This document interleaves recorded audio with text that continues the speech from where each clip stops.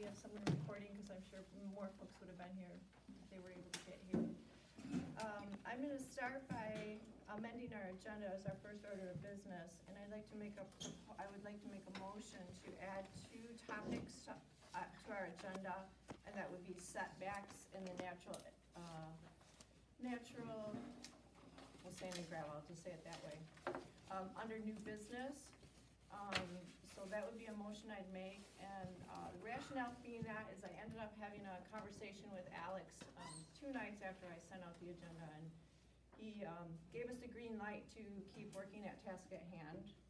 And so we'll just keep working, we'll keep with our green light until we get a red light from him. So so with that being said, I would entertain a second to that, or for any further discussion. And if not, I would take a second for that motion. I'll second that. All right, all in favor signify by saying aye. Aye. Opposed? Motion carried. All right, let's start with the Pledge of Allegiance. We do have the flag here. I pledge allegiance to the flag of the United States of America and to the republic for which it stands, one nation, under God, indivisible, with liberty and justice for all.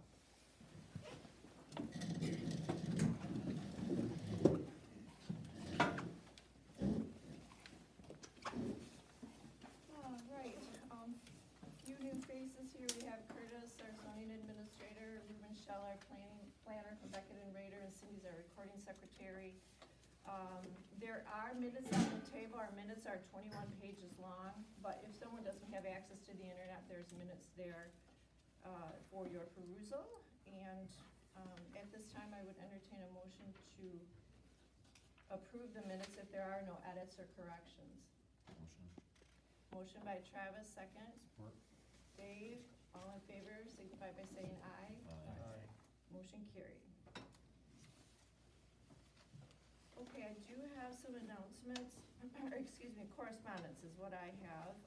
And commissioners, I will forward these to you in a timely manner. I'm going to read them in the order I got them, settle in. Most of them came today, a few hours before the meeting, so.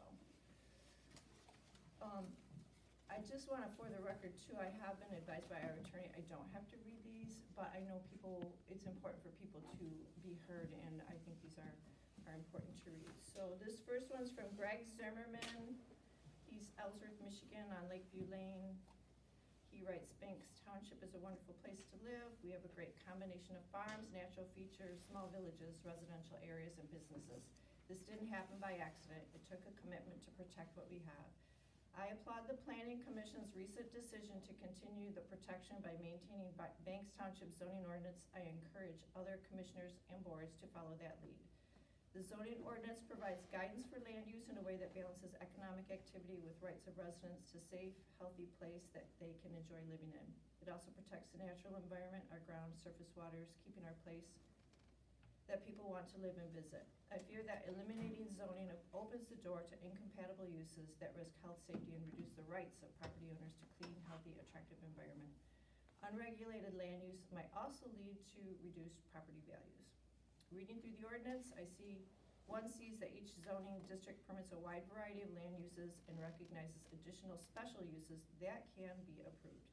It strikes a good balance between landowners' ability to conduct specific activities and maintaining the character of the area. What would maintain that balance in the absence of zoning ordinance is a question. I also wonder what regulatory body would be responsible for fine level details, such as setback limits that keep intersections safe. If something needs to be fine-tuned with zoning, let's do that instead of throwing out the whole system and leaving us at risk with land use conflicts, especially emerging challenges such as data centers. Thank you for considering my concerns, and that's, again, Gregory Zimmerman. All right, and now, I'm reading these in the order received. Good evening, Banks Township Planning Commissioners. This is from Matt and Aaron Harris, Banks Township. We'd like to share a small part of our experience with zoning as registered voters, landowners, and life long community members. This is an example of how our current zoning functions, which can restrict opportunity and quality of life for people who want to build, create, or live a little differently. Not long ago, we came before the Planning Commission with a proposal for a sanctioned race event on our property. We received no negative feedback. In fact, based on the paperwork we were given, we were essentially granted permission to move forward. We held 2 races, both ended by 4 p.m. Quiet hours started at 10. Our own rule, and we stuck to it. No noise, no complaints, no issues. The events were family-friendly, well-organized, respectful to everyone around us. We had sanitation, water, on-site emergency services, food vendors. Every detail was presented to the commission before and after races. We even invited the Lionesses to use the event as a fundraiser. Local students came with donuts and coffee. Volunteers showed up from every corner. The front porch donated items. The support was incredible. Our future plans included veteran rides, charity events, fire and rescue fundraisers, Moms and Tots charities, and opportunities for nearby horse facilities to gain new clients. It could have brought new business, new energy, and eventually more commerce and tourism into the community. But as quickly as it began, it was shut down, not by the community, but by a few loud voices. The board then suggested we collect supportive signatures. We collected nearly 100% of local businesses, and many local residents signed on. When we brought the signatures back, we were told that's not enough. In a private meeting with the former township attorney and board members, the attorney explained our rights, then looked at me and said, laughing, "You should have baked them a cake." In other words, our legally permitted project apparently depended on pleasing whichever neighbor complained the loudest, even if they weren't registered voters or didn't share a property line. Meanwhile, the neighbors who did live next to us and whose properties would actually be affected had no issues at all. Most of the pushback came from people who didn't vote here or didn't own adjacent property, yet their opinions were given the most weight. That's how complaint-driven policy works. One comment from the signature gathering period still stands out to us. Someone wrote that landowners should have the freedom to use their property as they choose, as long as it harms no one. That perspective gave us hope. That same individual now serves as township supervisor, and his views appear to have shifted since taking on that role. People are allowed to grow and change their opinions, of course. We just think it's important to acknowledge how perspectives can differ once someone is sitting on the other side of the table. We also learned something else from the township attorney. A board can revoke permissions they've already granted at any time, even after you've invested money, time, and community support, simply because a neighbor doesn't like it. Another red flag. Then there was a board member who has since been asked to step down, who stated openly, "If it's for the Harrises, my vote is no." Not based on policy or facts, just personal bias. Another red flag. We endured humiliating hearings that pitted neighbors against each other, watched a biased voting process unfold, and find individuals, even though we followed the rules, had documentation saying we were allowed to proceed. It was a nightmare. We also tried to get approval for improvements to my husband's business, and were denied on day one. If zoning continues, fines should at least match the actual length of violation. We were fined for half a day. Some people violate ordinances for months or years without consequences. That isn't fairness. Our story is one among many. We simply are trying to shed light on what others may not know. If zoning stays the way it is, more and more families will face court hearings, fines, public shaming, unequal enforcement, privacy violations, rules applied to some but not for others, declining business opportunities, empty storefronts, and fewer essential services. Since the last master plan was written, we asked you, as our appointed planners, to name the new locally owned businesses that have opened because of zoning. Since the last master plan was written, we asked you, as our appointed planners, to name the new locally owned businesses that have opened because of zoning, or the new opportunities created for residents because of it, not counting Dollar General. Banks Township's people are capable, responsible, hardworking. They deserve the freedom to build, create, dream, contribute to the place we all call home. Please consider moving forward with the process to eliminate zoning, giving our township board and our residents the freedom to pursue growth and opportunity again. Everyone deserves that chance. Respectfully, Matt and Aaron Harris.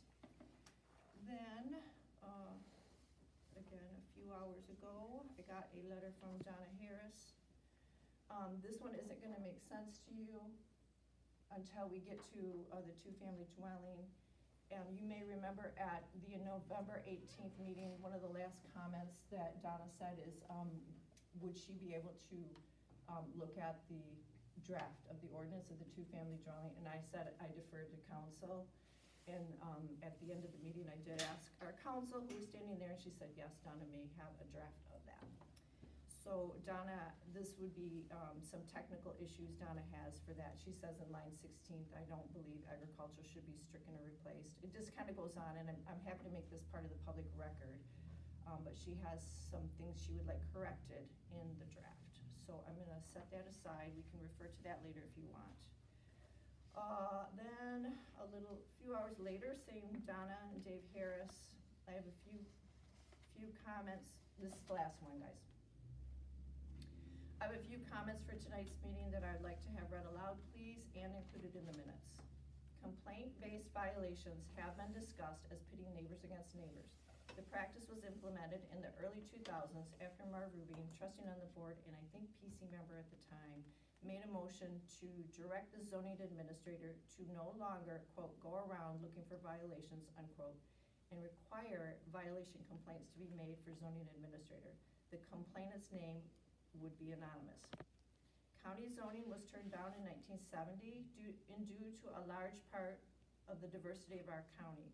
What works in Elk Rapids doesn't work in Banks, Echo, Jordan, Torch Lake, etc.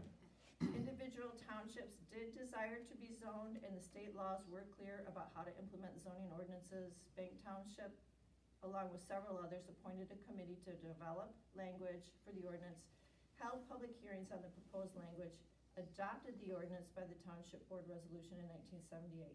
It was published in the local newspaper and became effective after publication as prescribed by state law. People had ample opportunity to comment at every step of the process. The group proposing repeal of the entire ordinance claimed to have a petition with 209 signatures. Has that ever been submitted to the board? Were the signatures verified as qualified electors of the township? What was the language on the petition? I am just curious about this as it does not seem to be part of the public records. If letters are noted to be part of the record, as stated in the minutes, they should be attached to the minutes to be viewed. Again, my thanks to all members of the Planning Commission for your service. Donna Harris. So that concludes our correspondence. I do want to speak to Donna's last part about the minutes, being included in the minutes. I do have a current memo from Michael Bela, our township attorney, and minutes are put in a file, essentially, minutes are put in a file, but they aren't ever gonna be posted online. They can be, you can FOIA them, you can look at them, but they won't be attached to the minutes that you will find online. So, that's per our attorney's advice, so. Is there any reference then? Will there be any reference made? That there's minutes available, or? That there's a letter available, or there was a letter?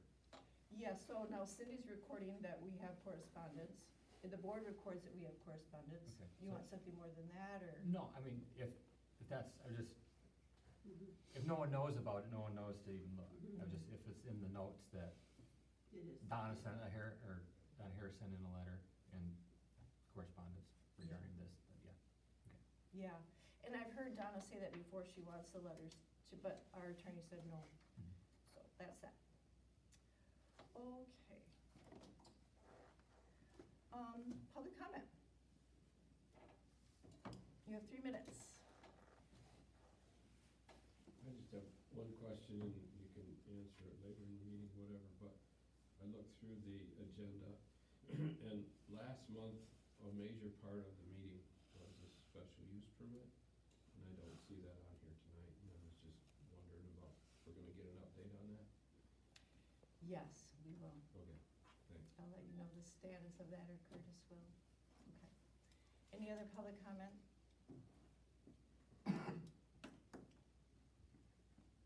Okay.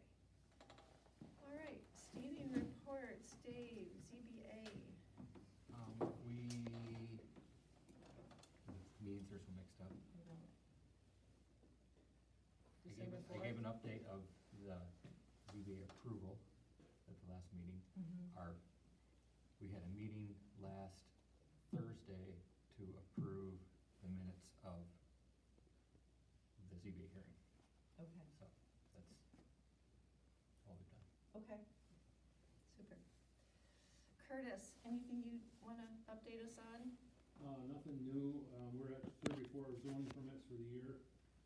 The latest one was Mark Silo. I just, there's been a lot of talk about amending things in the zoning, assuming for a moment that zoning remains and y'all start looking at whether through it's an ad hoc committee or somebody, things that can be looked at. I would suggest one that might be considered, and that would be the fact that I believe every zoning district allows for an ADU, and every one of them is on by special use permit. And I wonder if that's necessary, to have to do a public hearing and the whole business to do an ADU. Because when you build the ADU, it has to be built to the standards that are already written, okay? They're there. It's gotta be on the side of the house or the back. If it's one bedroom, it's 800 square feet. It's two, it can't exceed 1,000, et cetera, et cetera. It also talks about if it's part of another building. All those things are already settled. I don't see the purpose of having to do, we spent how much time at the last meeting? That was the special use for something different.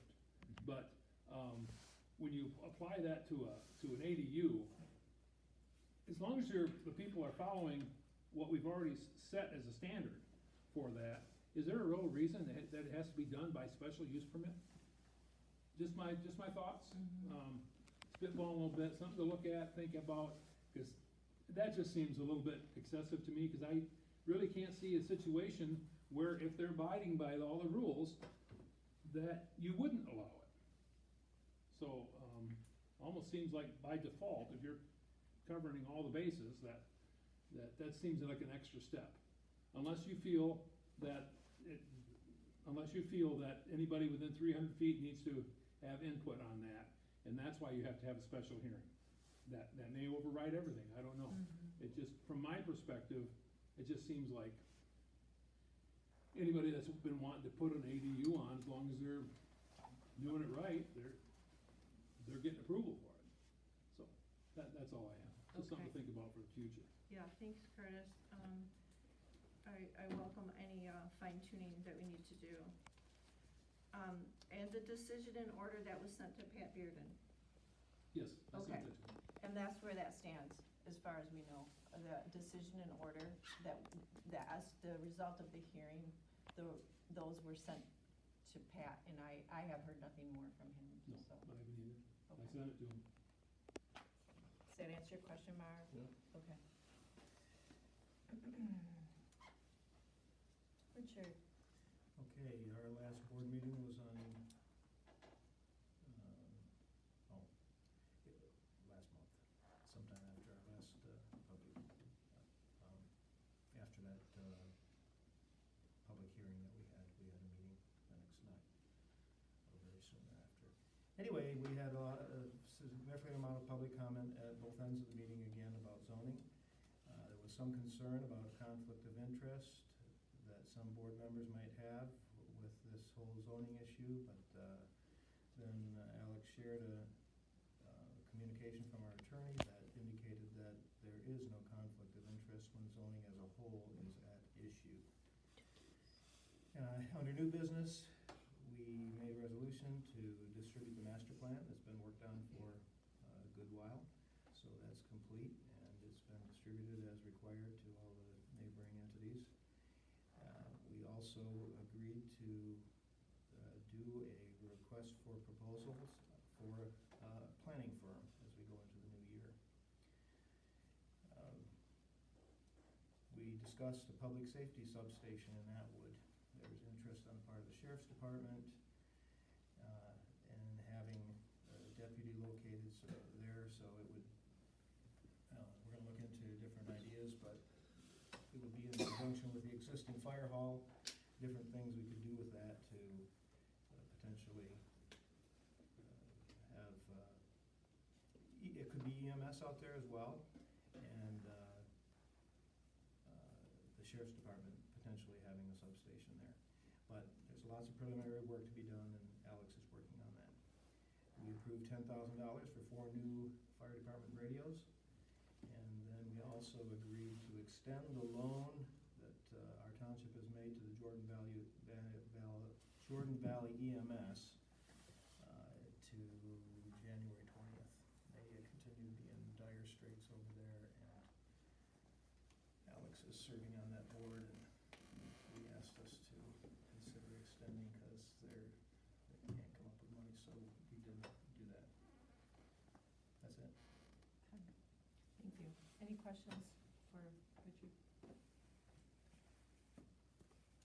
Okay, Ruben. Okay. And Ruben, you can roll right into master plan if you want to, after your, whatever you have to say. Sure thing, yeah. I think all of the planning items will be covered in agenda items in more detail here. So if it sounds good, I can just start with the master plan status, as Patty mentioned. So the master plan, as Trustee Frisky mentioned, is in the public review period. The Board of Trustees authorized the public review period. It's going to go out for 63 days is the requirement per state statute. The full draft plan is posted on the public website and will be available for entities and members of the public to view on there, or if they request it in Township Hall here. So the board authorized that public review period. Our firm has sent out mailed notice to neighboring entities, all townships that border Banks Township, and then a number of different groups that are required to have that notice by state statute. It'll remain, as far as next steps go, it'll be in the public review period for that 2-month period, 63 days. Any comment on the master plan will be directed either mailed to Township Hall here or to my email, and then the Planning Commission will have a public hearing on the master plan. The date for that has been scheduled for the February 10th regular meeting. So that's a little bit about where it's gone from here. As you all have mentioned and know, a lot of work has gone into it over the past year and a half or so, and it sounds like the draft is in shape where we're all comfortable with it. So I think that's my update on agenda item 1 under unfinished business there. So, yep, if there's any questions, glad to answer them. Okay, thanks. Have you had any comments yet? Have not had any comment yet, yeah. Very good. Thanks, Ruben. Actually, we're kind of on schedule with your original. I was looking through our old memo for November 10th, or excuse me, February 10th at the public hearing. So, all right, thanks. And then, so now 2-family draft dwelling.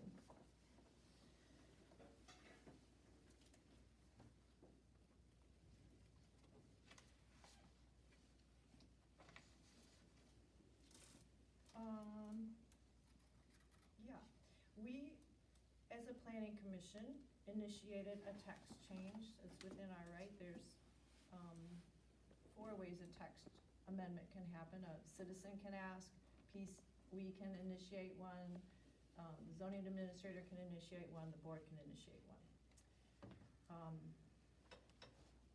You have before you a draft of a 2-family dwelling zoning amendment. This opens up potential for low-density housing in 2 additional districts that weren't there before. If you combine the residential ag, that's 14% of the existing land use, and CR, that's 22% of the land use. Not all CR is on the lake, but anyways, that's 36% increase in potential housing for our community, so I think it's a win. So, yeah. As you can see, there was an original, or he took an existing ordinance, Ruben took an existing ordinance, and you have the red stripe copy like I do. He took out a few words, he added a few words. And, yeah, now it's in our hands to, move forward with this, or what are your thoughts on this, guys? My thought was, I didn't see anything about, we discussed, discuss the, not allowing it in waterfront residential. Yes, right. So, we can, there's in the memo, and there's a memo before you, we can do waterfront residential, CR district stress rural and resource conservation values. Mhm. I have what you were talking about. Okay, there should be a copy when you came in, there's a copy on the table, and this was sent in October as well. Yeah, I didn't print it out, I just read it, but. I want you to be up to speed here. In front of you, Richard, you have a memo dated October 21 from Becca and Reader. Allowance for two-family uses.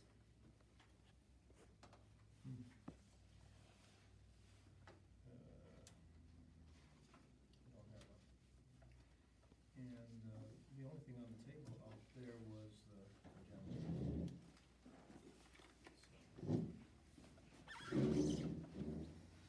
I think it's, that's September. It's sand and gravel ordinance update. And this one Here you go. is setback summation. There you go. Okay, thanks.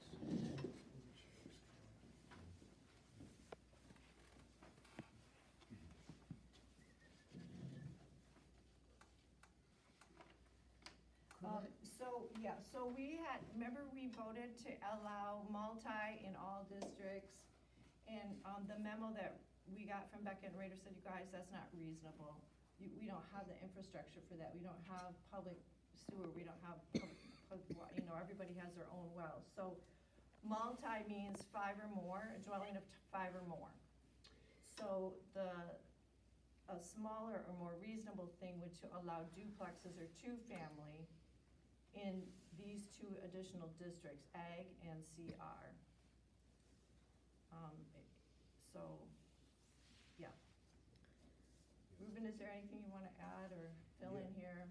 Yeah, I think that's a good summary of the amendment here is really the change that I've drafted here based on the discussion is to allow two-family dwelling units. That's already allowed, or defined and allowed in the zoning ordinance in the R1 district. So that is 2 dwelling units on one parcel of land or one lot. The change here is to allow that now in agricultural and conservation residential districts in the township zoning. So right now, those aren't allowed. It's only single-family dwelling units and then accessory dwelling units as well. And so my thought here was that the change to allow two-family dwelling units is not, it's not like a major significant jump to, in terms of density or look and feel from single-family or an accessory dwelling unit. An accessory dwelling unit's sort of, it's 2 dwelling units on a lot, but one of them is sort of a very small one, a granny flat. I think you could definitely argue that a two-family dwelling unit, a duplex, is not a significant major jump in density or character from that you already do allow. So that would be sort of a win for housing, not a dramatic change in density. So I wanted to take this back to you all to think about. It would likely address the situation with the Harrises. I think it would be consistent with the adopted master plan that says, you know, the township wants to do things for housing, but it wants to also sort of maintain the look and feel of its agricultural and conservation residential areas. So I think this would, you could definitely argue that this would be consistent with all of that, sort of policy that you have adopted. And, yeah, on the multifamily issue, I took that back and thought about it a little bit more. It's definitely a good goal to, like, promote more housing, but, like Patty mentioned with the, you know, Banks Township doesn't have an existing public sewer and water system, so seeing that ever, like, come into effect on these kind of districts would be, I think it's another level of consideration and more, maybe future, something to consider in the future as well, so. Yeah, I think that's where I'll stop there. Is that helpful? It doesn't answer the question about waterfront. So please restate your question, David. I think we talked about allowing it in all districts except waterfront resident, or, And that seemed to be the concern that anyone had is, you know, what it would open up to some of these lake lots as far as potential Airbnbs or, probably more so than someone renting a house, two houses. I think we need to be cautious about. one Airbnb and a duplex are two different things, though. Not if you have two Airbnbs and a duplex, I guess is where I'm going. We're just, Say it again.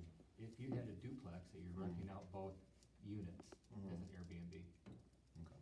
is where I'm going. And that would be, in my opinion, the only drive for someone to do some sort of a duplex setup on a waterfront would be to maximize its income. Well, that's what anybody else would, any other house in any other area would do, is to maximize your income. If I can charge two people to rent my house, and we do that, that's the goal. We So got- to say, we got- you're doing, gonna do it on, allow people in CNR and ag, the waterfront, I don't.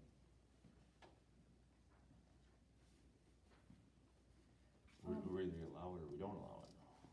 I say it should not be allowed on a waterfront.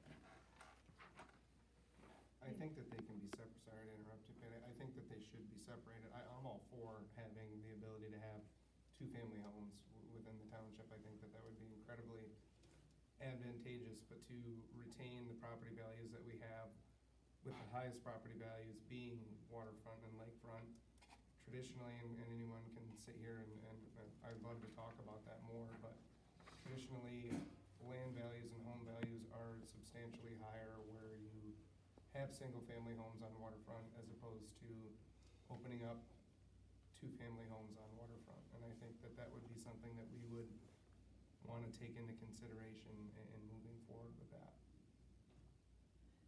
So separating out, it's okay in CR, not all homes in CR are waterfront. Correct. So separating that out or making that distinction, is that something you have a taste for or appetite for? And just saying only, is that, are we gonna get in trouble with that? Well, I see, I guess I look at it from just my side, if you're talking about maintaining property values, that can be put to anything. There's several people in this county that I have their phone number for duplexes in areas, because that's just the nature of the beast, whether it's apartments, multifamily, once you get more than one entity there, it opens up more doors for my line of business.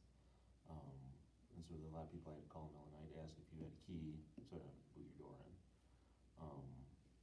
And I think that's something that hasn't been talked about. If we're gonna open this up, cause like you said, a lot of people are gonna potentially split houses up into two. And I see that in a little bit, obviously, denser population in the city, but, we've got houses now that are two-story houses with 4 different families in them. Obviously, we're keeping this to 2 families, but you can split a house up quick, fast, in a hurry.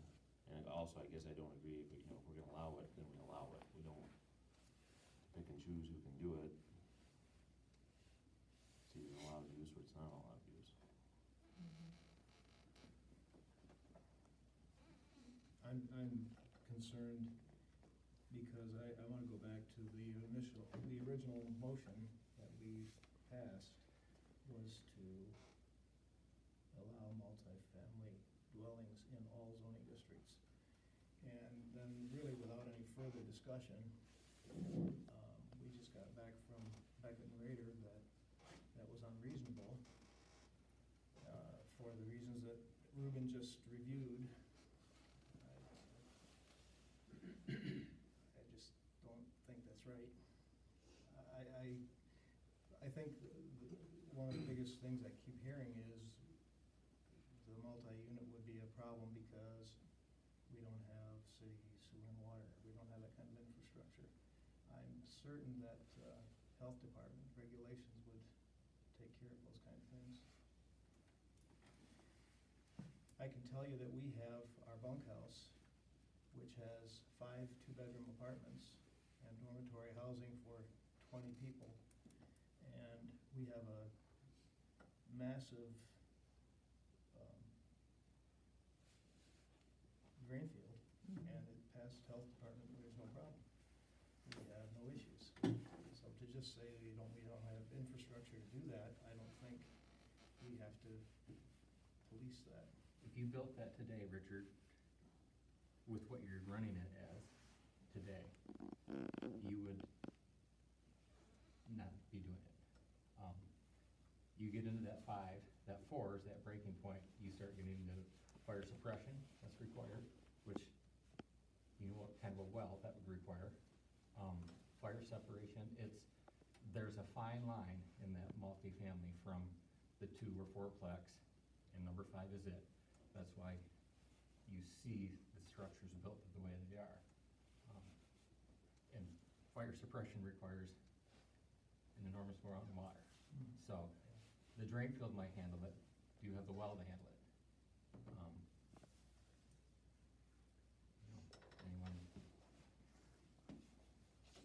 building more than 4 units is gonna have to consider that. Where it would be allowable in, like, I know it's Atwa's a village, we don't have public water, but it's allowable in Ellsworth, they've got all the water we need over here, so a multifamily unit would have no problem meeting all those requirements, I would think, but I think looking at what you have and what you would have if you were building it today.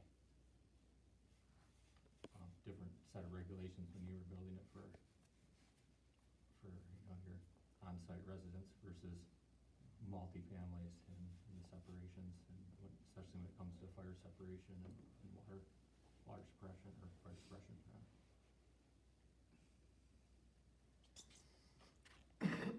Not that there isn't a lot of fire separation that goes into a duplex or, you know, quad. You know, you start adding lots of extra layers of drywall or whatever elements that they want you to make that approved unit, you know, that 3-hour brain rating or whatever's required. So the multifamily goes beyond just a drain field.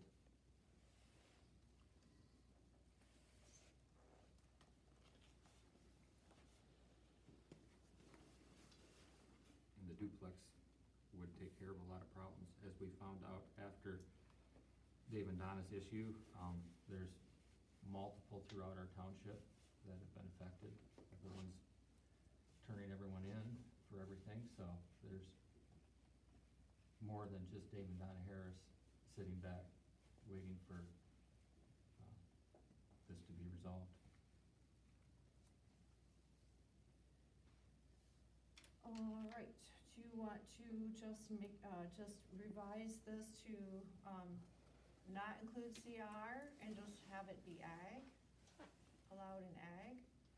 I'm hearing concerns about the water. which we did discuss in October. Ruben writes, the planning commission does discuss this distinction as potentially arbitrary, however, there is practical distinction between these areas. Lakefront lots tend to be narrow and more constrained with existing single-family development patterns, whereas, east of Old Dixie, generally they do have larger lots, more the lot widths and height, lots and widths more suited to accommodating two-family.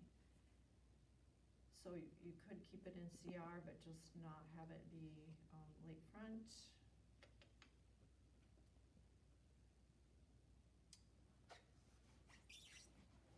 I think we all agree we need more housing. This is something that would, I think, again, help a good percentage of our community. If we just did ag, that's increasing 14%, you know, adding additional use of 14% of existing land use. Patty, can I ask where the 14% comes from? I'm just looking on the, you know, the chart of existing land use. I thought ag was the majority of what we had, that's what. Okay, I'm just a ag little improved, confused. ag improved. Ag is a majority of our land use, it's 42%.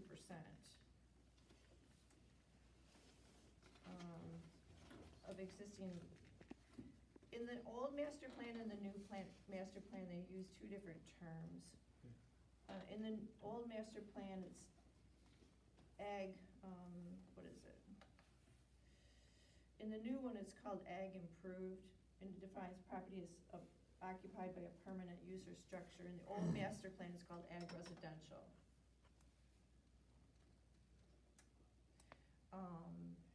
So that was my rationale for that. Well, the new master plan also references that waterfront residential, Yes, it does. so we can make that distinction as far as allowances, Mm-hmm. I would think, So leave out waterfront residential. leave out waterfront. Okay. So we still have a basic ordinance that could work as long as we made that distinction. So we wanna ask Ruben to, rewrite this with language that excludes waterfront ag and CR excluding waterfront. Does that sound, a duplex ag and CR excluding waterfront? Is that what I'm hearing? How are you gonna define water? I'm speaking as a zoning administrator. How are you gonna define waterfront? Is it a lake? Is it Lake Michigan? Is it the inland lake? Mm-hmm. Is it, are you gonna take the map that's got CR all along Lake Michigan?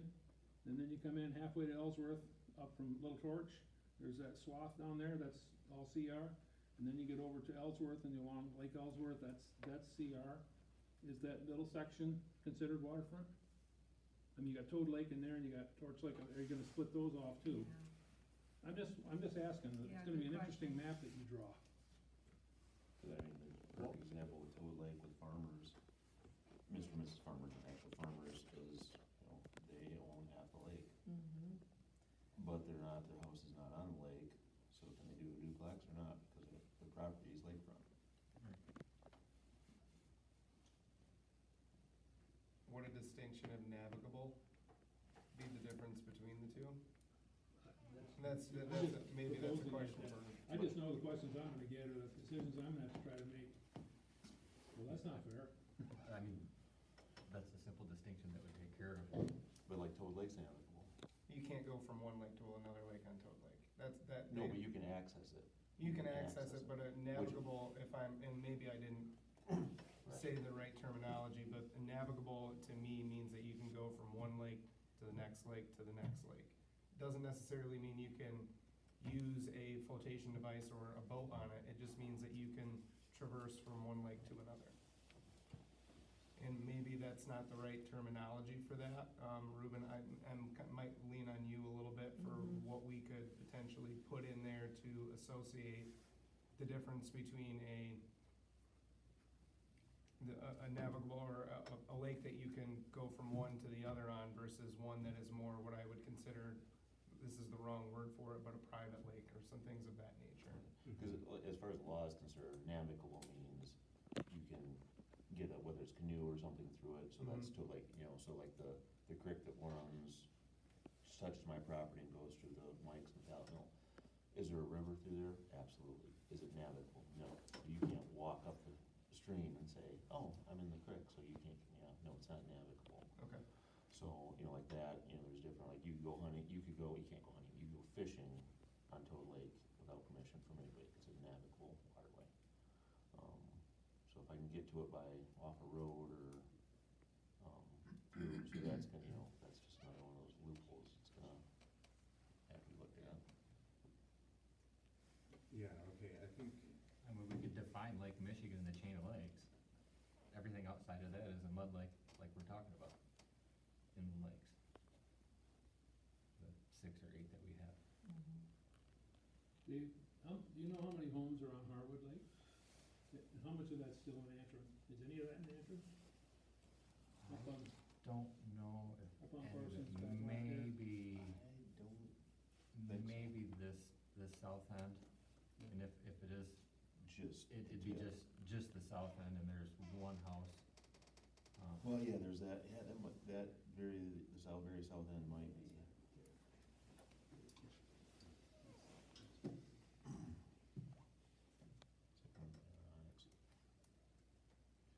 I know we're making sausage here when we get down to this type of stuff, but these are the, The questions, This is the I mean, stuff this that's is what gotta we're get here dealt for, with. right? huh? This is what we're here for. Yeah, This this is how it works. yeah, these distinctions are important. Ruben, does that, make sense to add that in there, or is there a term that we're using that is more legally correct, or? yeah, is the goal to exclude all Lake Michigan, all lots with Lake Michigan frontage or inlet, or chain of lakes frontage, but not necessarily some of these other kind of, you were thinking of this like mud lakes, Yeah. small. Yeah, Little Torch. I mean, you live on that, don't you, Dave? Yeah. That's a better example, because that's all in the township, and Yeah, but I mean, how would that fly with the property owners around there? If they started popping up some duplexes on it, would that be a problem, or maybe it wouldn't? That would be a big problem.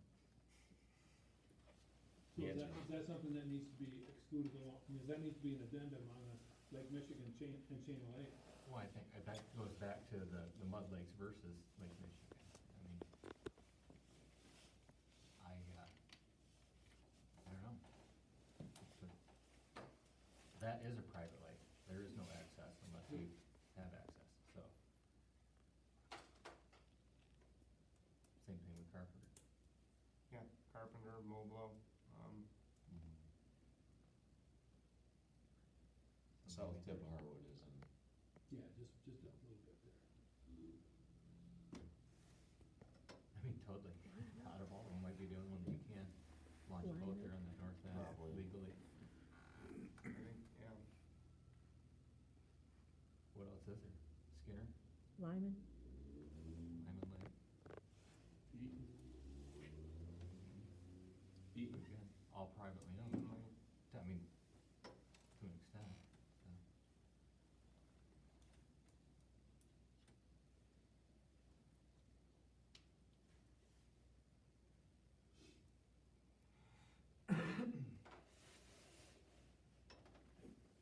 So back to the drawing board with this ordinance, adding a little more distinction,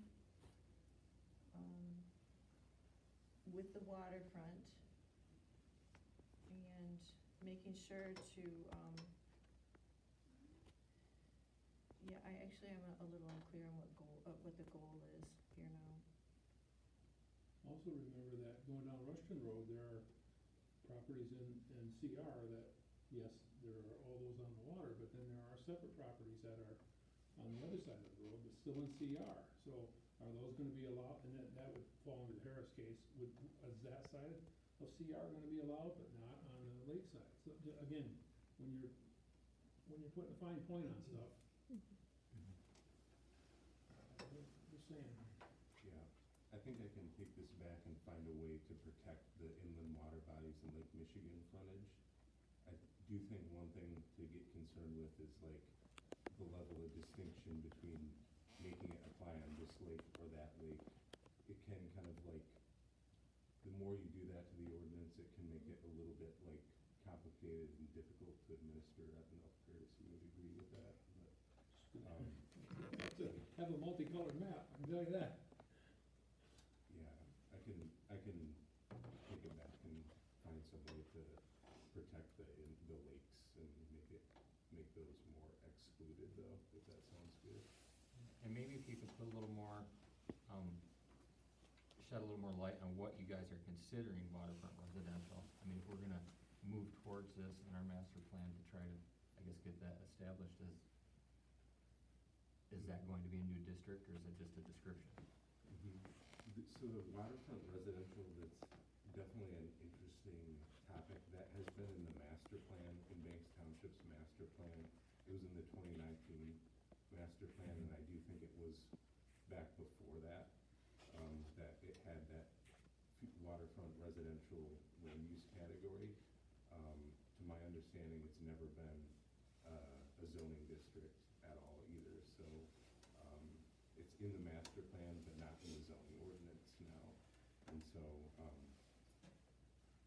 yeah, to my knowledge, it's never really been implemented in the zoning in another way than just kind of what we're talking about here. You know, like, do we treat the waterfront residential district or properties a little bit differently because it's called out in the master plan in that way? But I don't think it's ever been a zoning district, and I don't think it necessarily needs to be either. Does that make sense?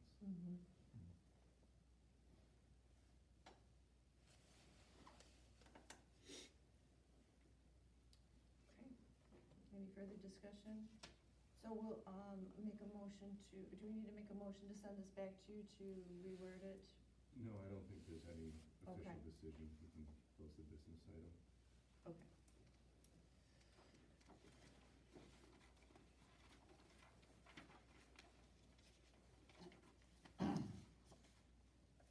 All right, next on, the agenda is the repeal zoning status. I have just a couple things on that. I did go to the county commission meeting, and they were, added us to the agenda. I sent you a memo saying we weren't really gonna be a big part of their discussion, but Brian Graham amended the agenda, saying, no, we're not gonna, he recognized that we made a request that starts a 30-day clock. They weren't willing to waive their right to weigh in on that, so he responded to us, and I'll forward this to you. I have, so here's what the interim county planning commission said. While the planning commission recognizes that whether the township has a zoning ordinance is a policy decision by the township board, the planning commission recommends the township board seriously consider the following negative impacts that can result from the repeal of the township zoning ordinance. 1, with no zoning ordinance, incompatible land uses can result in close proximity to residential and other area townships. 2, there's 5. 2, incompatible land uses can result in reduced property values for those adjacent properties and can result in reduced property tax revenue for the township. 3, some property owners purchase land within the township in reliance on the protections afforded by land use regulations within the township zoning ordinance. 4, the township will no longer have legal means to regulate and protect the township's valuable lakes and streams. 5, the repeal of the zoning ordinance is inconsistent with many of the guiding principles as expressed in Chapter 8 of the county master plan. There wasn't a lot of discussion about this, and it was a unanimous decision, and so that's the response for the county. The board got a copy of this as well. So that's where that stands. Now I have one other thing on this from Alex. Again, this is a few hours ago.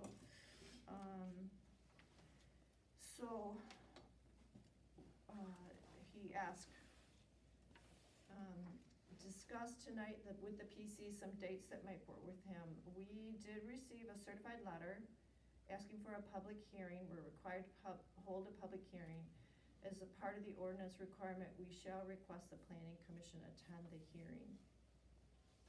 So Alex is wondering how available we are on either the week of January 12th or the week of January 26th. On the week of January 12th, we have our meeting on January 13th.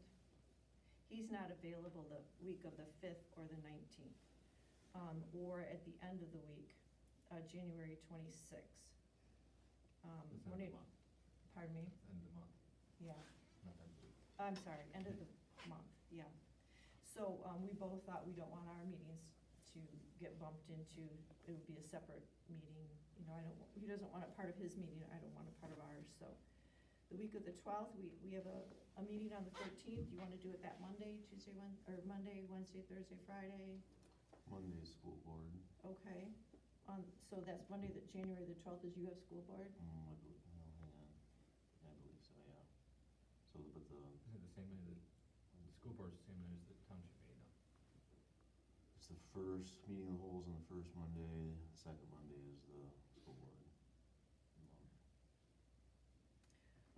Okay, so Monday's out, Tuesday's out. Do you wanna have it a Wednesday? I mean, what, Help me out, what's this public hearing for? the repeal zone, we got a certified letter asking for a public hearing. From who? I don't know. Oh. A township resident, You mean for the, repeal zoning. okay, Mhm. we had. The board had a public hearing, they're requesting we have a public hearing. No, we had one. We, oh, yeah, that's what I meant, yeah. Yeah. The other way around, Right, they're right. saying that they're requesting that the board have it. Yeah. And it's, Richard, correct me if I'm wrong on this, but it's on the repeal process, provided to us by our attorney, that it is an option if you do receive, and am I wrong in Yeah, saying this? it's like section, If you do section receive 3. certified mail, that the board, can have a public hearing in addition to what the planning commission already has done.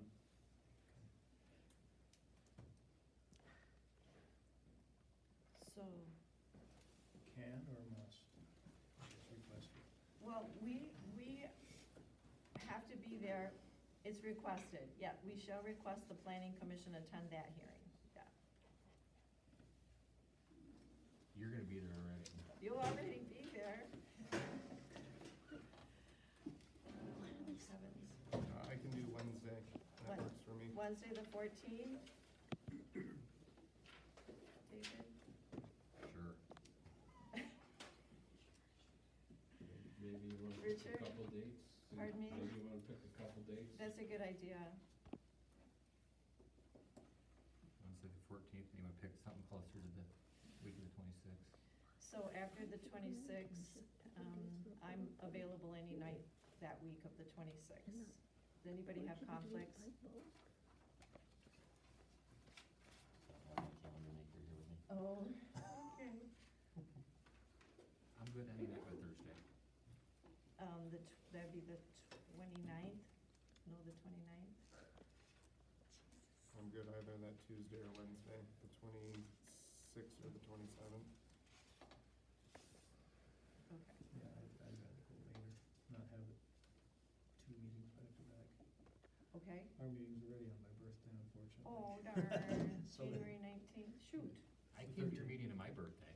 That's right, David, you did. Well, I guess I will too then, for the evening. But Um, instead of having 2 meetings in a row, a couple weeks later is fine. Okay, I'll tell, so you prefer to have it later in the month? Okay. I'll offer to Alex that we can do it the you said it'd be 27th or 28th? Yeah, sorry, yeah, Okay. 27th or 28th. All right, 27th and 28th. I'll get back to you about that. So he can go ahead and set that public hearing. Okay, that's all I have about that.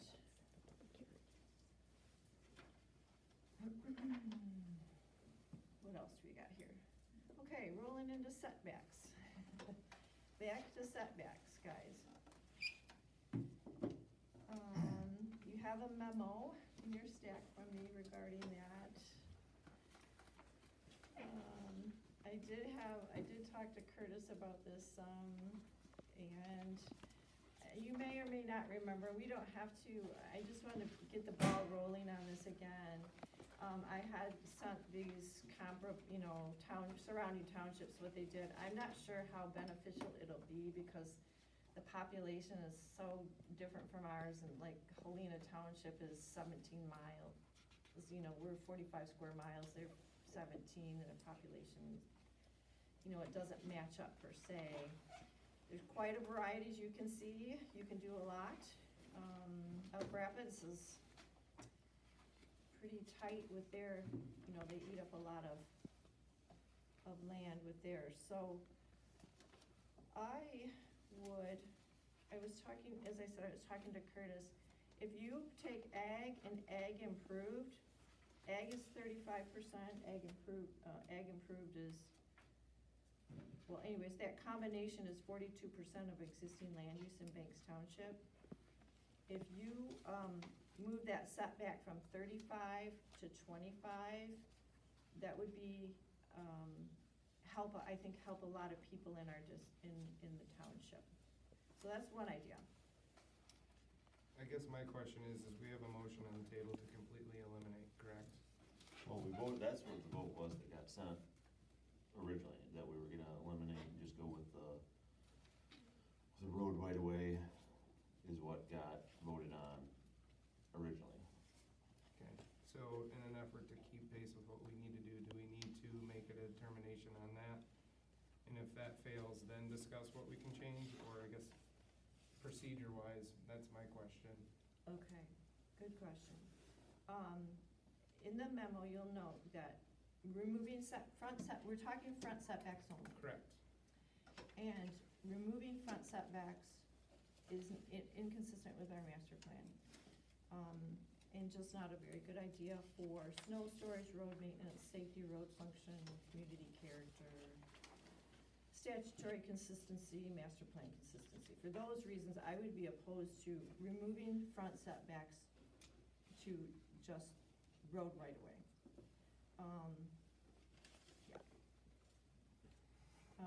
So now you're wondering, I don't, How about road setbacks plus 20 feet?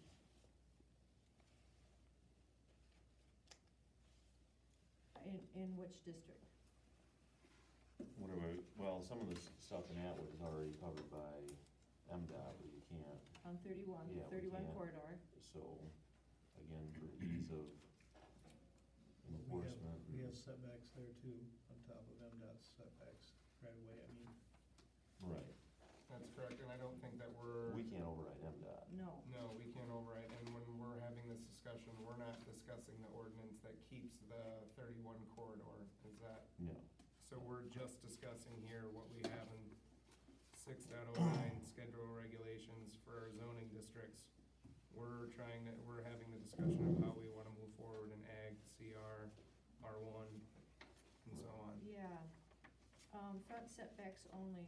CR is tricky, as Curtis has told us many times. Front setback means lake and road. Let's separate that out. So, and that, correct me if I'm Front- wrong, front that's for setback means where you're lake. split by a road. Correct. Pardon me? It means lake. The front setback is the lake and the front setback is the road, right, Curtis? on No, lakefront it it's won't. lake. You have On two- lakefront property. Yeah, On a you lot have that's two- got a you have road two going rear through it, yes. setbacks. Correct. What you have. Okay, So we can define it as road setback. okay. The original motion that we passed was to eliminate setbacks Correct. where road right-of-ways exist. Yes. It means nothing about front. I know that usually that is the front, but it had to do with road right-of-ways, because, we're back to the Atwood thing. For example, where our market is, there's a 150-foot right-of-way, 75 feet either side of the center line. Plus, the township has additional setbacks on top of that. Mhm. I don't remember, is it 20 feet or? Well, you're village, so it's less where you are. I think it's 20 on the front Right. for village. yeah. So, it's just, and then on county roads, that's the other reason that I made the motion. There's such such a big difference. I agree that roads like the Atwood Road where heavy traffic and faster speeds and so forth. Seems like it doesn't need to be the same as all the little side roads, like Dr. Road. And it is the same right now. That doesn't seem to make sense. And correct me if I'm wrong, Curtis, but that doesn't count for fences, right? You can have a fence, you can have your fence at the, Right of way. yeah, if you're coming up with a side fence, it has to stop 5 feet short of the right of way. Okay. On a side, that's for blockage of vision. And as far as on the front, I'd have to read it again. Cause you can have your fence on the property line, on the sides and on the Right. back, but I'd have to look at it again exactly what it says on the front. Again, that would have to be back at, well, at least 5 feet, yeah, that would have to be back at least 5 feet. That's what I thought it Yeah, was. that would be different than a structure like a garage or something like that. But again, and looking at this, you know, snow storage and road maintenance, if I can put a fence there, I can't put a garage there. And safety and roadway function, again, you're trying to have it both ways, cause if I can put a fence up, I can't put a garage up for these reasons. That doesn't make any sense to me. Cause that's where, you know. Well, the fence would be property line up to it, you're not parking in front of that. No, Where but if for you had a your garage obstruct, within your that, obstructed you have view, driveway and. for the snow removal and all that, if that's the argument. And again, like Richard said, this did get voted on and said we were gonna remove the front setbacks. Well, it was a vote to send it to Becker and Rader to work up the language. Right, which they did. We don't vote on that. I understand that, Dave. But this is the problem I see, is if we're fighting to keep zoning and we're not getting anything done here, this is what's gonna get them to vote to remove zoning. Because it gets kicked to us to sort it out, we don't sort anything out, and don't make any recommendations, don't make any changes. It's kinda pointless to be here if we keep kicking it down the road and don't make any decisions. Travis, if I can just, refresh on that. Fences may be located on the lot line on the side or rear yards, doesn't state the front. Okay. So you can't put it across the front on the property. Okay. Okay. Does it have a setback for fence, or is it the same as everything else? Well, fence would be the same as anything else on Okay, the front, okay, but on the sides, you can put it right on the lot line. Okay, then I read that wrong then. Part of it then. So then what are we in agreeance, next steps are we each need to have a potential amendment from Beckett and Rader to be able to then move forward on whether we wanna completely eliminate them, or it essentially gets voted on from there. Well, that's what we already did though. That's what our last vote, that was our vote on that. Correct, so are we going to direct Ruben to essentially create that document? I guess the conversation is, do we want just road right away with no additional, or do we wanna put additional that's less than what's here? Cause that's how I took it from the board, is they thought the setbacks is too much. Figure out how to alleviate some of the issues setbacks were causing. Okay. Yeah, Well, I think additional but less. Yeah. None, I don't think that makes any sense. And I say that just driving around and looking at one non-conforming house after the next, after the next, after the next. So I don't think anyone's gonna purposely build closer to the road unless they have to. So I don't, as far as conformity and how that, a small adjustment may be good enough to take care of a lot of issues. I think eliminating it altogether, I don't know if it gains us anything other than being able to put your house right up onto that line or whatever Right. proposed thing. We're reducing it, obviously, 50 on top of a setback is kind of crazy a lot of times. For the road setback. I'm in agreeance with reduced, especially in the ag and the CR, seeing as how those are 50 and 35. I think it's tricky, how do you enforce it when you start to go road by road? I think that becomes a nightmare for the person enforcing that. Well, it's gonna come up to the homeowner to, if I wanna do something, then they're gonna have to establish that and request it, isn't it?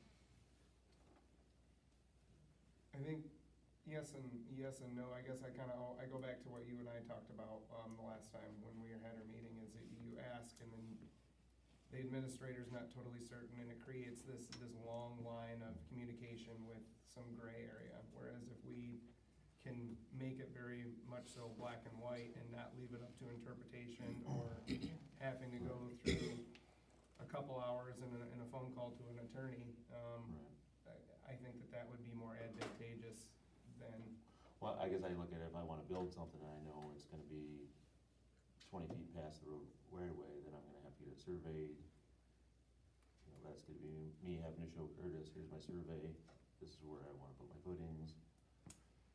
You know, if we've got black and white, this is where you can do it. yeah, well, and for me, when we build, we have some sort of site plan that shows Right. exactly where Right, that exactly. is. And that's a part of our permit process and a part of our preliminary work in order to even build. Cause it's not up to Curtis to show them, okay, here's the line. and Correct. draw. Yep, it It's like, shouldn't be. You figure out where you can build by these rules that we've given you. If you wanna do your own home improvements, you need to do the homework to make sure that you're falling in line with what needs to be done. So I'm in agreeance with Dave. I don't think that we completely eliminate them. I don't find that to be the best route moving forward.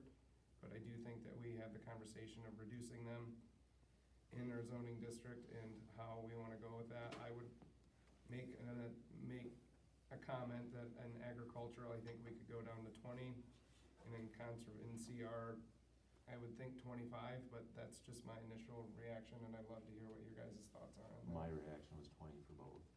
Okay. Just to keep consistency and arguing with, why did my neighbor get 5 more feet than I got? That's a good point. But road setback plus 20, notwithstanding all the other MDOT and. Yep. So it'd be it'd be 20 across the board, basically, other than, R1 R1 in manufacturing, manufacturing. which I think we R1 want. at 50? What's that? Are you gonna leave R1 at 50? I would. I mean, to me, that's kind of, if it ain't broke, don't fix it. thing Correct. With R1. And I think manufacturing stays at 50 as well.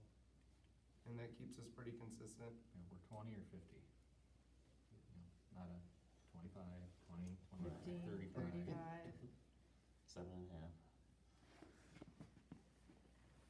All right, so Ruben, does that make sense to, So it sounds like 20 feet is what you all think this front setback should be for agricultural and conservation residential, does that sound right? yes, ag, CR, yes, ag and CR. Yep, I think we can draft that way. I think just the concern we had is that eliminating those is setbacks entirely is like definitely not a common practice for like residential areas, and we just wanted to bring that to your attention, but reducing them to 20 feet is, I think, more within practice. Can I make one more comment on that? Since you're looking at the regulation charts, does it make more sense or does it make sense to have the rear setbacks farther than the front setback?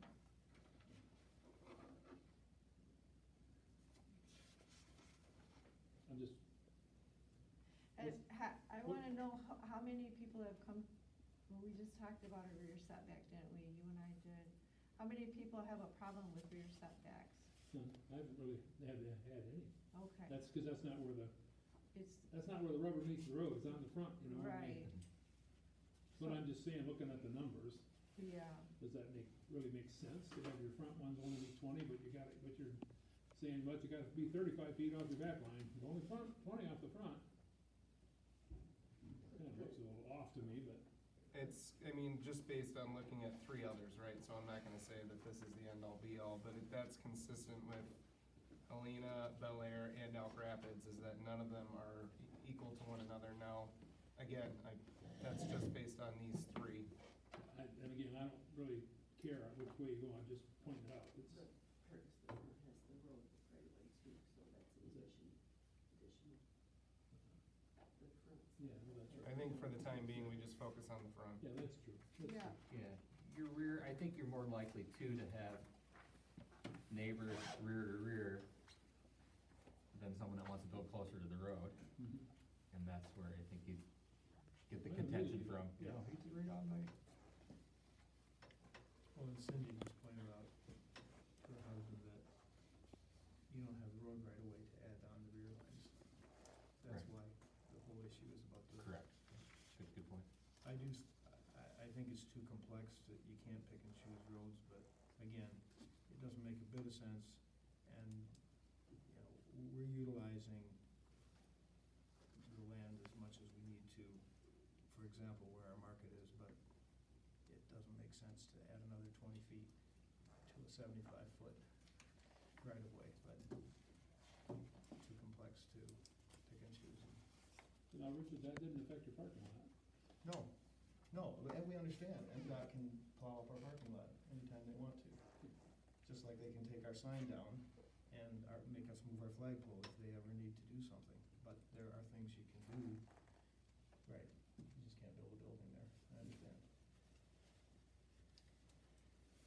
Ruben, also the, front setback, if you would make that, people can have their driveway there, but it's just structure, we're only talking structure, not driveway.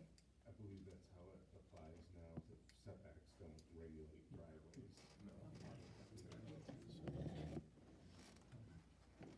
How do you get to your house? Well, I just wanna make sure if it's not spelled out, I mean, It's little things that get you. yeah. All right, moving on to gravel. Now, this is a bigger topic. I don't know how far we'll get on this tonight, but do you wanna start, I wanna start light the fire here again. I have some things to say first. I wanna address the anti-gravel sentiment, first of all, that's out there. I have been a resident of Banks Township for 51 years, and gravel has always been a part of the operational fabric of this community. And we've benefited quite nicely from it. We have a community ball field, we have a track, we have ponds that are lovely home sites, we have ponds down at the end of Rex Beach Road that attract all kinds of natural wildlife and habitat, and so, so we've benefited quite nicely from gravel. Scope and scale matters, impacts matter, offsite impacts matters. I understand that. If anybody is familiar with any of our zoning, if you look through the zoning, we can, by special use, with special approval, sand and gravel can be extracted from any district, all 7 districts. So, this has been thought about way before I was ever here and long before I even lived here. Don't let me leave this conversation without talking about police powers ordinance. But, I think I have some thoughts on this. We can go 4 directions. I see at least 3 directions that we can go with this. We can scrap, we can ask, you all had the same memo that I did from Catherine Kaufman, who reviewed the ordinance that was passed in November 2024. You know what she thinks about that. We can ask her to revise that. That's one way we can go. We asked them to do that, to draft us something with some legalese or give us direction, because that has been the biggest problem that anyone has understanding this beautiful ordinance that was passed, is the legalese drives people away. And then after it was passed, again, I wasn't on the planning commission at that point, so maybe you guys discuss it a little bit further, but there was some exceptions to that ordinance that we would, loosen up a couple of things. And Alex had met with, Elmer's, and they had a couple of concerns, and we thought that, I guess my impression was, once those concerns were addressed, this thing goes to sleep. No one's filling out, no one's applying for gravel permits. We have an ordinance. It's difficult to read, yes, but we have an ordinance. There's nothing stopping anyone from having sand and gravel in every district. You just said it. I'd like to see that our original ask of just eliminating some of the legalese. We don't know what that is because we're not attorneys. Obviously, there was a lot of attorney input in that original draft. And maybe some attorneys' opinions that caused us to adopt some of that ordinance.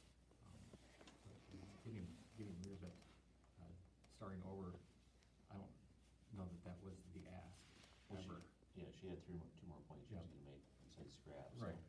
Well, I just wanted to say, we've already asked for them to, your first option, to lighten up the legalese, and we haven't got that. So, Okay. go on with your second. Well, no, you're not, I don't disagree with you, David, but, the board's directive to us is it's too onerous, it's too cumbersome, it's too hard to read, and so, so we asked Catherine to review it, what are your problems with it, she did. And in the meantime, yeah, we got this, other things that we liked, or, you know, you could look out, this is not maybe necessarily good fits for us, because it's different population, different and so forth, but are there elements in here that you like? If you want to recreate one, or ask our township council, or our township attorney to recreate one and with our planner, is there elements in here that you liked, that you wanna make part of it, a more simple one if we start over, or? Yeah, so is either ask Catherine to revise that, or I submitted one in August. Beckett and Rader said we have problems with that, we could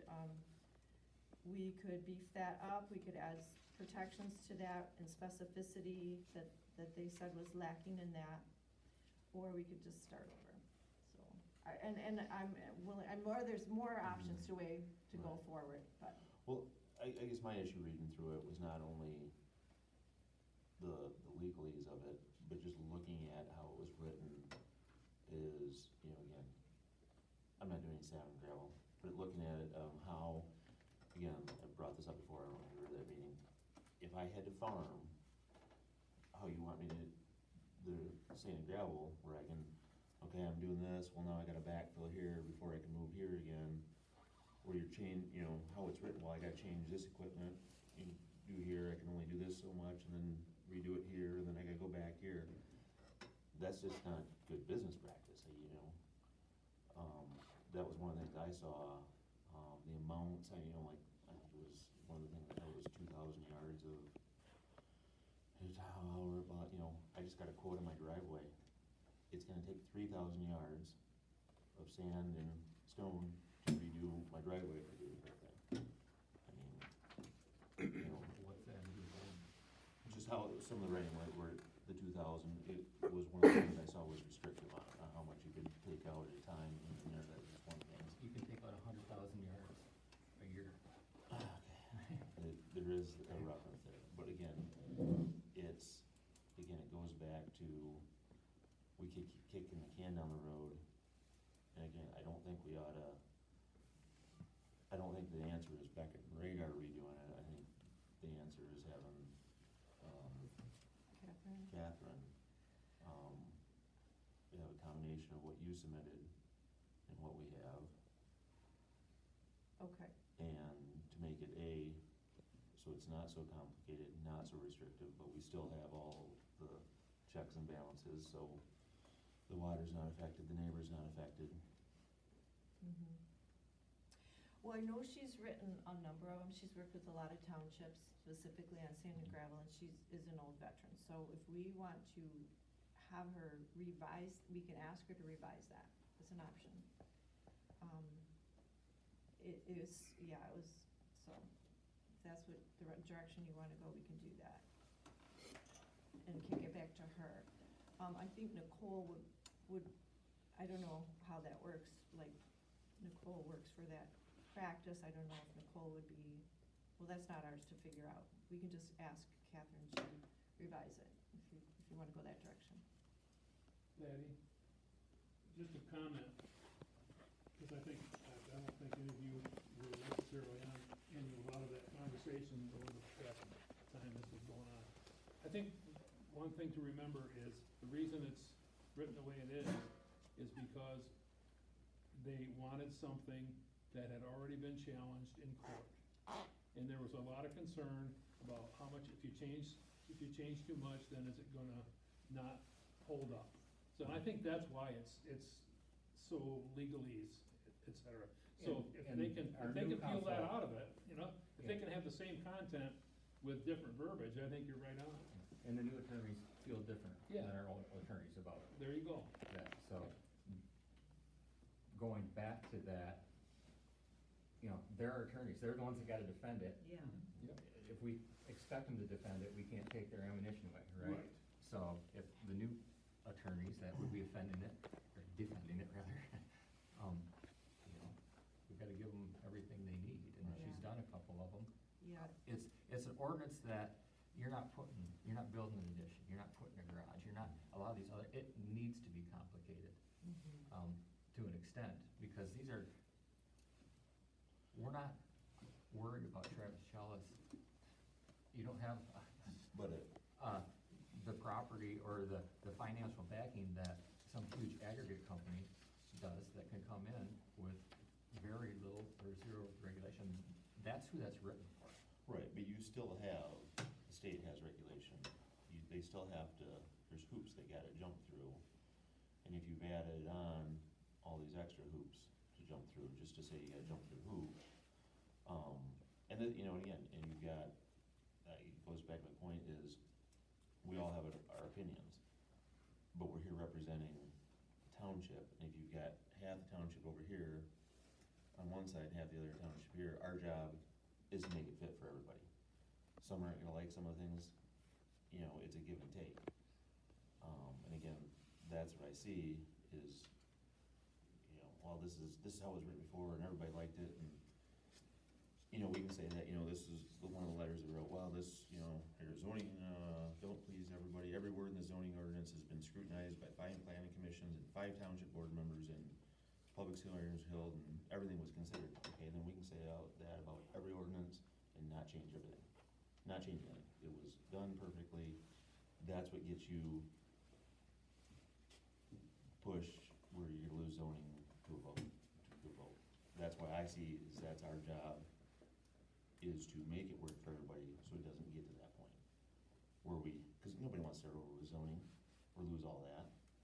That's No a- one? Huh? No one wants to? Well, nobody sitting here does, cause that's another slippery slope we're gonna go down.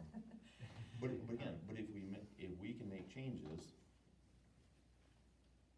that are gonna accommodate and not just throw it, we got legalese to make it complicated so nobody can do anything, well, that's not right either.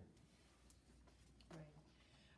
Question, Ruben, is, if we should ask Catherine to revise this, if we put it back in her lap, will she be looking for a lot of input from us? Because I do have things I would want incorporated in that. Is that typically how that goes? Yeah, that might be a good question for her, is how Okay. much input from the board she would want. And like kind of what your goals are, in revising it, as much as you can like tell that to her, I think she'd wanna hear that.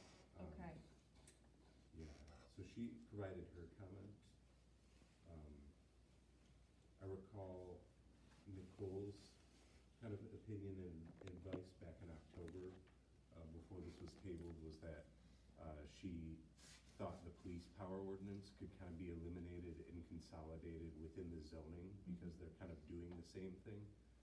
That was a big thing that she recommended to kind of make this simpler and more streamlined, so that could be something for you all to think about too. okay. And we made a motion for her to work on that, correct me if I'm wrong? Yes, we did. Have we gotten an update from her? No, we have not. No, I'll follow follow up with her on that. It's just, I'm just looking at this motion, to have the township attorney revise the current police power ordinance so it's not in conflict with the current sand and gravel ordinance, to reflect that it's a licensing permitting ordinance for sand and gravel projects, not a land use that may, so I'll get with Nicole on that. I'll find out where we stand with that. Okay. Do we, so Ruben, you and I wanna we'll get together on an email to Catherine and, ask of her, first, her availability. I know she's one of the top dogs at there, but I feel like she would take this on as, I've been around her enough to know that it's something she's a veteran at, she's good at, and she well understands that, the gravel industry for the last 12 years has been trying to preempt local control, and she knows it's important to work with townships and, yeah. So I don't know how, so is that a good start, guys, for tonight? I think so. Okay. Is it something that based on what you hear from Catherine, if it is her advice for the planning commission to come up with ideas, should we all be coming forward in the next month's meeting to say, hey, these are the areas that I think that we should be having a discussion on and seeing how to move forward on? I think that's a really good suggestion, Tyler. I've done that. I don't know if you wanna talk about that tonight, or I'll give you more time again. This was sprung on you late. If you want to look through, there's some really good elements of all four of these that I think have merit and are worth incorporating in ours. So if you would like to do that in the next month and come back with what you think, we'll share, compare lists, and in the meantime, we'll get with Catherine and ask about her availability and willingness and so forth. Okay. Does this feel like moving forward?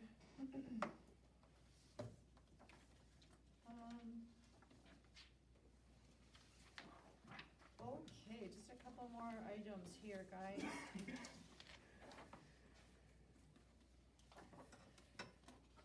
Adopting a meeting schedule. So there's, before you, a list of meetings.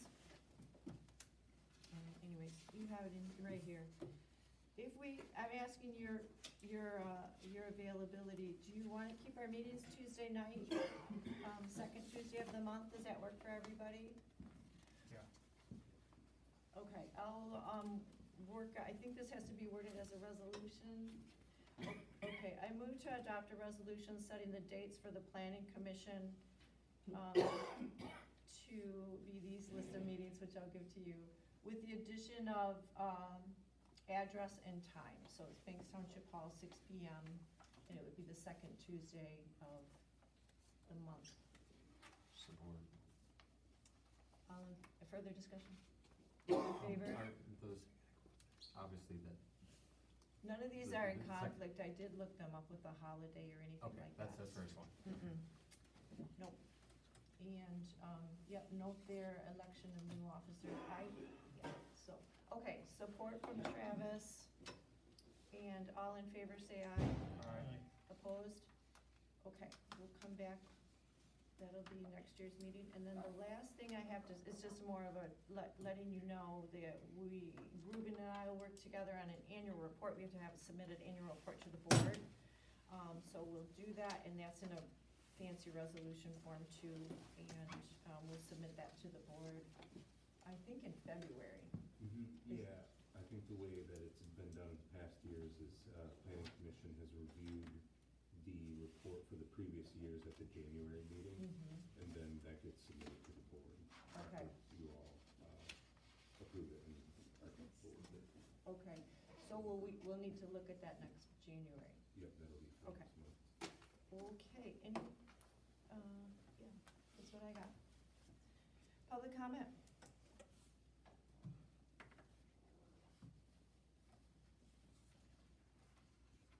Board, we anything went from you? like 30 to none. All right, with that, I would take a motion to adjourn the meeting. Motion. Travis, second. Tyler, second. All in favor? All right, thanks, everyone. Next meeting, January 13th. Thanks for your patience, my wiggling.